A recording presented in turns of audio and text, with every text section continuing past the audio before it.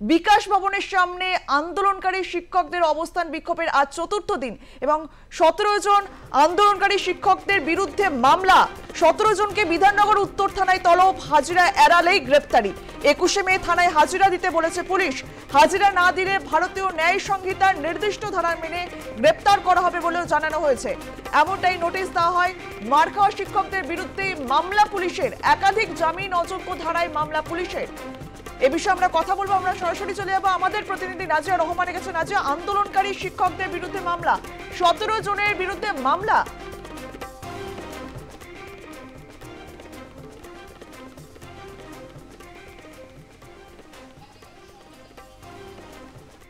চাকরিহারা আন্দোলনকারী শিক্ষক শিক্ষিকারা বিগত 12 দিন ধরে বিকাশ ভবনের সামনে তারা আন্দোলন করছেন এবং গত বৃহস্পতিবার তারা বিকাশ ভবন ঘেরাও কর্মসূচির সামিল হন এবং সেই কর্মসূচিতে সামিল হয়ে তারা দিনভর বিকাশ ভবন ঘেরাও করে রাখেন। তারপরে দেখা গেছে যে পুলিশ প্রথমে নিষ্ক্রিয় থাকলেও বিকাশ ভবনের মধ্যে যারা আটকা পড়েছিলেন সেখানকার কর্মচারী তাদেরকে বের করতে গিয়ে পুলিশ ছত্রভঙ্গ করেন আন্দোলনকারীদের এবং পুলিশ লাঠি চার্জ করে বলে অভিযোগ ওঠে। বেশ কিছু শিক্ষক শিক্ষিকা তাতে আহত হন বলেও অভিযোগ এবং তারপরেও কিন্তু আন্দোলন থামেনি, আন্দোলন কিন্তু চলছে। কিন্তু এই আন্দোলনের মাঝেই বিধাননগর নর্থ পুলিশ স্টেশনের তরফ থেকে একটি নোটিশ পাঠানো হয়েছে যেখানে 17 জন আন্দোলনকারী চাকরিহারা শিক্ষক শিক্ষিকাকে যেখানে ডেকে পাঠানো হয়েছে এবং তারা রুলস ভায়োলেশন করেছেন। বৃহস্পতিবার সরকারি কাজে বাধা দিয়েছেন, তারা সরকারি সম্পত্তি তারা ভাঙচুর করেছেন। এই অভিযোগকে কেন্দ্র করে তাদের বিরুদ্ধে মামলা করা হয়েছে এবং তাদেরকে ডেকে পাঠানো হয়েছে 21 মে তারা বিধাননগর নর্থ পুলিশ স্টেশনে যাবেন। যদি কেউ না যান তাহলে কিন্তু গ্রেপ্তার করা হতে পারে, এমনটা কিন্তু নোটিশের মধ্যে উল্লেখ আছে। আজকে এখানে যারা আছেন তাদের সঙ্গে আমরা কথা বলবো একটুকু। বিধাননগর নর্থ পুলিশ স্টেশনের তরফ থেকে আপনাদেরকে নোটিশ পাঠানো হয়েছে। 17 জনকে হাজিরা দিতে বলা হয়েছে এবং সেই হাজিরা দিতে বলা হয়েছে যে কারণগুলো, যে বৃহস্পতিবার সরকারি সম্পত্তি নষ্ট করা হয়েছে, সরকারি কাজে বাধা দেওয়া হয়েছে সরকারি কর্মচারীদের। কি বলবেন? দেখুন, যেটা হয়েছে সেটা সম্পূর্ণ অন্যায় একটা ব্যাপার হয়েছে আমাদের সাথে। সেদিন এমন কিছুই ঘটনা ঘটেছিল না। আমরা সমস্ত দিক থেকে সহযোগিতা আমরা করেছিলাম, কি ওষুধপত্র কি খাবার দাবার সমস্ত কিছু। আমাদের আন্দোলনটা সম্পূর্ণ শান্তিপূর্ণ ছিল, কিন্তু পুলিশ একরকমভাবে ইচ্ছাকৃতভাবে বিনা প্ররোচনায় আমাদের শিক্ষকদের মারলো, মাথা ফাটিয়ে দিল, চোখে আঘাত করলো, কারো পায়ে আঘাত করলো, রক্ত ঝরলো, অথচ আমাদের নামেই তারা কেস করলো। এটার বিষয়ে কিছু এই মুহূর্তে কিছু বলার নেই, তবে আমরা আলোচনা করছি বিষয়টা নিয়ে আমাদের যারা সামনের সারিতে আছেন আমরা সবাই মিলে একটা আলোচনা করে সিদ্ধান্ত নেব, এইটুকুই বলার। হ্যাঁ, আসলে ব্যাপার হলো যে সরকারি সম্পত্তি ভাঙচুর হয়েছে কথাটা বললেন না, তো আমরা এখানে আজকে আমাদের মনে হয় 13তম দিন হলো আমরা এখানে রাস্তার উপর পড়ে আছি। তো আমরা প্রথমে বিকাশ ভবনে যখন আন্দোলনটা শুরু করি আমরা শান্তিপূর্ণ এখানে অবস্থান বিক্ষোভ করে আমাদের মতন আমরা স্লোগানিং দিতে থাকি এবং আমরা বলি শিক্ষামন্ত্রী এবং আমাদের মুখ্যমন্ত্রী এসে আমাদের সঙ্গে দেখা করুক এবং তাদের স্ট্যান্ড পয়েন্টটা স্পষ্ট বার্তা হিসেবে আমাদের কাছে তুলে ধরুক। কিন্তু দেখা গেল যে 10 দিন আমরা আমাদের মতন স্লোগানিং করলাম, পোস্টারিং করলাম, ছবি আঁকলাম, আমাদের মতন করে শান্তিপূর্ণ প্রতিবাদ করবার পরেও বিকাশ ভবনের একদম নিকটবর্তী জায়গা থেকে এই স্লোগানিং তাদের কানে পৌঁছচ্ছে না। প্রশাসনকেও বারবার আমরা বলেছি আমাদেরকে সহযোগিতা করুন, আমাদের এই বার্তা আপনারা পৌঁছে দিন। তা সত্ত্বেও আমাদের এই আওয়াজ বিকাশ ভবনের কর্তৃপক্ষের কাছে কিন্তু পৌঁছচ্ছে না। তাই আমরা সেদিন সকালবেলাতে আমরা রিকোয়েস্ট করি যে আমাদের এখানের আওয়াজ পৌঁছচ্ছে না, তারা বধির হয়ে গেছেন, আমাদের আরেকটু ভেতরে যাওয়া হোক, ভেতরে যাওয়া হোক। ভেতরে আমরা যাব। ভেতরে বলতে কি তাদের কাজকর্ম কিন্তু আমরা বিঘ্ন ঘটাবো না, আমরা জাস্ট গেটটা টপকে আমরা সামনের করিডোরটায় গিয়ে আমরা স্লোগানিং করতে চাইছি। সেই গেট ভাঙবার কোনো দরকার ছিল না, প্রশাসন আমাদেরকে সহায়তা করলেই হয়ে যেত। কিন্তু তখন আমরা বিপুল পরিমাণ মাছ রয়েছি, প্রশাসন আমাদের সহযোগিতা করছে না এবং সর্বোপরি সরকার পক্ষ আমাদের সহযোগিতা করছে না। তাই তারা গেট খুলবেন না এবং আমরা বলছি গেট খুলে আমরা আর 10 দিন অতিক্রান্ত, আমরা গেট খুলে জাস্ট ভেতরে যাব। ভবনগুলোতে যেরকম কাজ চলছে চলুক, আমাদের তো তাতে কোনো আপত্তি নেই, আমরা তো কোনো কারোর কাজে কোনো বাধা দিচ্ছি না। তাই তখন যা হয় আমাদের ঠেলাঠেলিতে গেটটা ভেঙে গেছে, সেই গেট আবার তুলে আটকানো হচ্ছে, তার মানে গেট কিন্তু ভাঙেনি। লোহার গেট ভাঙা অত সহজ ব্যাপার নয়। তাই সরকারি কোনো রকম দপ্তর ভাঙা হয়েছে এ কথা একেবারে ভুয়ো কথা, একেবারে ভুল কথা।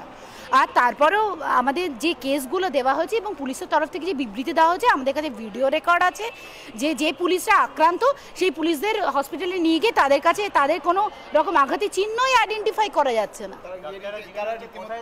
দেখাতেও পারছে না যে কোথায় লেগেছে, মানে ডক্টররা যখন জিজ্ঞাসা করছে আপনাদের কোথায় লেগেছে, তারা ঠিকঠাক করে দেখাতে পারছেন না কোথায় লেগেছে। এতটা পরিমাণে ওরা আর কি অ্যাটাক হয়েছে আমাদের দ্বারা যে ওনার কোথায় লেগেছে সেটাও দেখাতে পারছে না। এই হচ্ছে পরিস্থিতি, মানে জাস্ট একটা আমাদের এগেনস্ট একটা কিছু একটা বক্তব্য তুলে ধরতে হবে, তার জন্য এটাই। যে এখানে যে কর্মীরা রয়েছেন তারা 5টা অবধি কাজ করেন। হ্যাঁ, একটা অসুবিধা হয়েছে, 2 ঘন্টা তারা এক্সট্রা কাজ করে ফেলেছেন, মানে 5টার পরে 7টা 7:30 অবধি তারা বাইরে যেতে পারেনি, তাই তারা প্যানিকড হয়ে গেছেন। 2 ঘন্টা এক্সট্রা কাজ করলে মানুষ এত অসুস্থ হয়ে পড়ে আমরা জানতাম না। তারপরেও ভিডিও রয়েছে যে আমরা ওষুধের যোগান দিয়েছি, খাবার আপনারা অর্ডার করুন, আমরা তো কিনে দেবো না, আপনার খাবার অর্ডার করুন, আপনার গেট দিয়ে ভেতরে চলে যাবে, খাবার জল চলে যাবে, কোনো অসুবিধা নেই। কিন্তু আপনারা আমাদের সঙ্গে যে আছেন, আপনারা ভেতরে থেকে সেই বার্তাটা আমাদের দিন, আমাদের সঙ্গে সহযোগিতা করুন, একসঙ্গে স্লোগানে আমাদের গলা মেলান।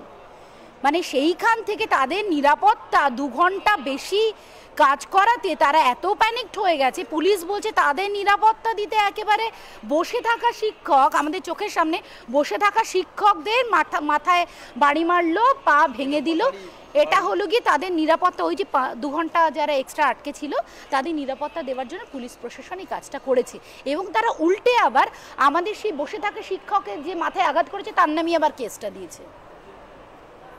বিচিত্র আমরা দেশে বসবাস করছি, দেখবো এর শেষ কোথায়।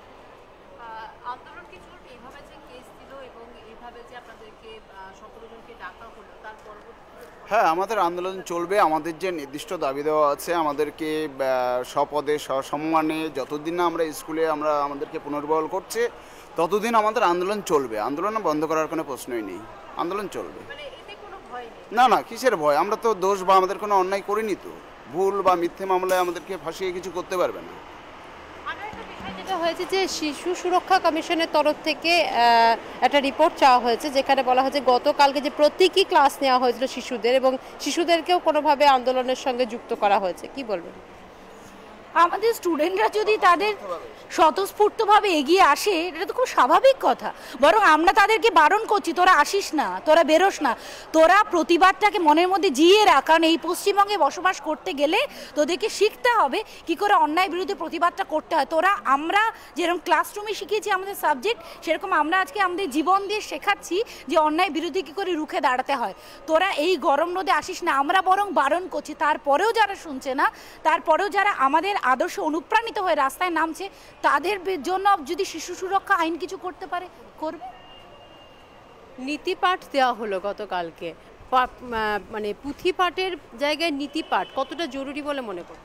দেখুন, পাঠদান শিক্ষাদান এটা যে কোনো জায়গায় হতে পারে। আমি যদি চাই এখন আমি 5 জনকে ডেকে এনে এখানে পড়াবো, সেই অধিকার আমাকে সংবিধান দিয়েছে, আমি যেখানে খুশি পড়াতে পারি।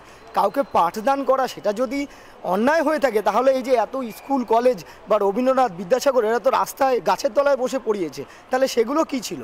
আমাদের আগে আদর্শটাকে ভাবতে হবে যে পাঠদান কখনোই কোনো রকমভাবে সেটা কখনোই কলুষিত হতে পারে না। আমি যেখানে খুশি আমরা তো শিক্ষক শিক্ষিকা, আমরা তো পাঠদান করবো, এটাই তো আমাদের ধর্ম।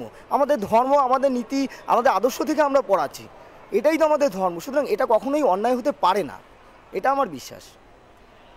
একেবারে 21 তারিখ ডেকে পাঠানো হয়েছে 17 জনকে, এবং বিধাননগর নর্থ পুলিশ স্টেশনে তাদেরকে যেতে হবে। যদি কেউ না যান তাহলে কিন্তু তাদেরকে গ্রেপ্তার করা হবে, এমনটা কিন্তু হুঁশিয়ারি দেওয়া হয়েছে।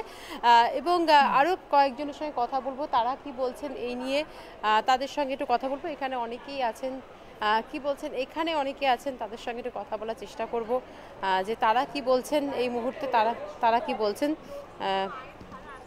21 তারিখ 17 জনকে ডাকা হয়েছে, তার কারণ গত বৃহস্পতিবার গত বৃহস্পতিবার তারা আপনারা যে আন্দোলন করেছিলেন তাতে সরকারি সম্পত্তি নষ্ট, সরকারি কর্মচারীদের কাজে বাধা দান, এই সমস্ত হয়েছে।